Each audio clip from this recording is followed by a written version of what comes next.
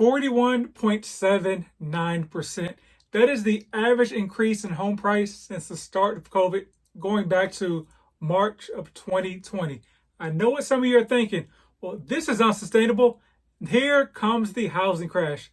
I would agree with you, except for the fact that you already missed the housing crash, and I'll show you why. Not to mention, we're also short at least 3.8 million homes in the economy. So there's no relief in the supply part of that supply and demand chart that you learned back in Econ 101.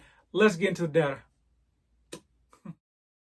Welcome back to House Rich, the first time homebuyer show where we help millennials figure out how in the world do I buy my first home. Today we're talking about these housing stats put out by Fortune. So once again, nationally, home prices are up 41.79% since the start of the pandemic. Yes, that is a crazy number, but that's what the statistics say.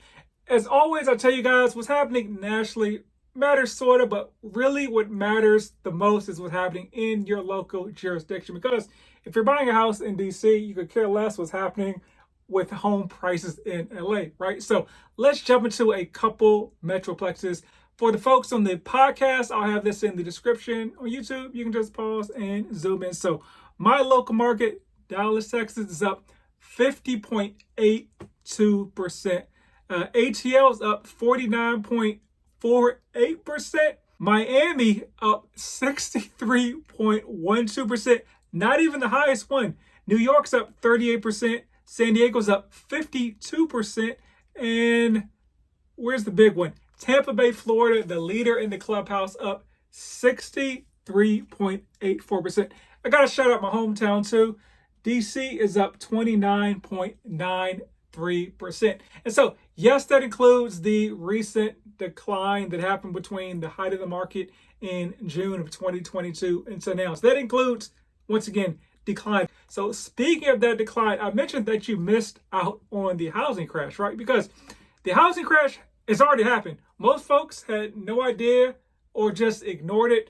But that was all kind of the doom and gloom you may have heard earlier in the year where folks were talking about home prices are decreasing. The height of the market between COVID and now was basically in June of 2022. And so the average home price at that point in time, the median home price during that time frame was $413,800. And the market bottomed out, as you can see on this chart, in January of 2023. It bottomed out with an average home price of about $361,200. So that was basically a 13% decline over the course of about 6 months. That is a huge decline. So when folks talk about the housing market's going to crash, I always ask folks, like, what do you consider a housing crash? I would say like 15 to 20%. But the market basically bottomed out at about a 13% decline in 6 months. And once again, folks that said they're waiting for the crash probably did not purchase any real estate. I understand rates were high, but that's what happens. There's not going to be this great crash where rates are at 3% and home prices go to the floor. That just doesn't work like that when we talk about supply and demand.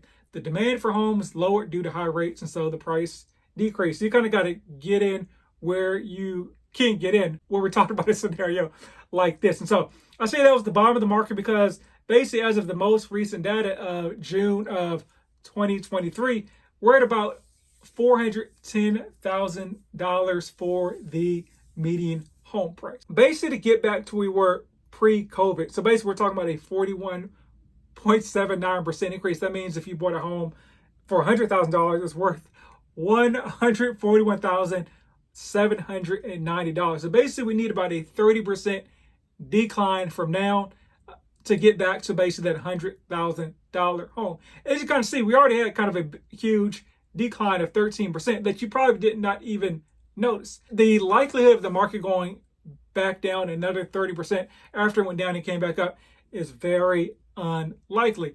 You're probably saying, hey, but what about rates, or what about this being unsustainable?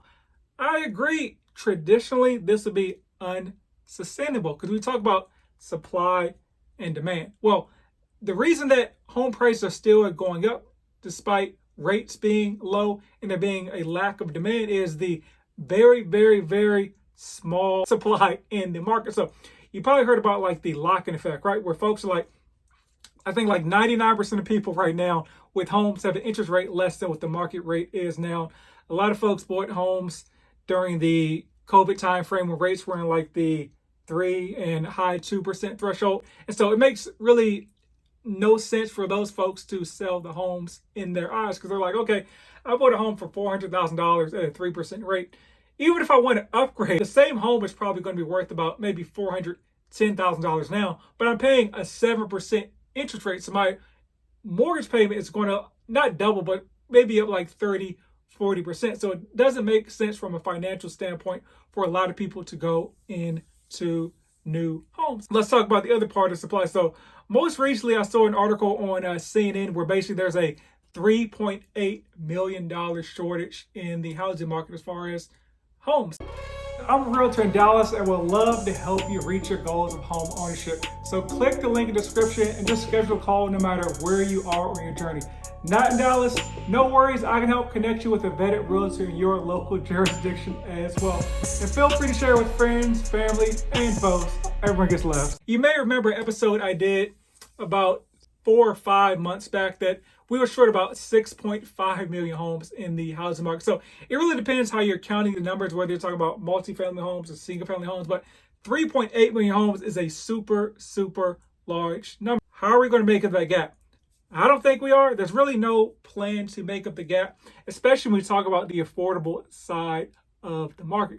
Builders are building homes for folks to live in, but from a builder perspective, it doesn't really make any sense for them to build in affordable areas or build affordable houses. Because if you think about it, if it costs them like $200,000 to build a home from just a labor and supply standpoint, they're most likely going to build it in a place where they can get $400,000, $500,000, $600,000 for the home versus a place where they may only get like $300,000 for the home. So they're going to build these homes in places where the demand is higher. And demand is higher because other homes are worth $600,000 in the area. So they put the same home in, let's say like South Dallas, where it may be worth like $250,000, and they move it to the northern part of Dallas or north of Dallas, which is like Frisco, where I live. And that same exact home, same specs, is now worth $700,000. From a P&L standpoint, builders are not really incentivized to build affordable homes. So even if somehow this gap is made up, it's not going to be made up on the affordable side of things. That's where we're at as far as the market.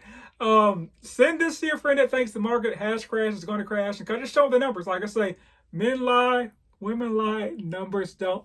And as always, buy land. Rumor has it they're not making any more of it.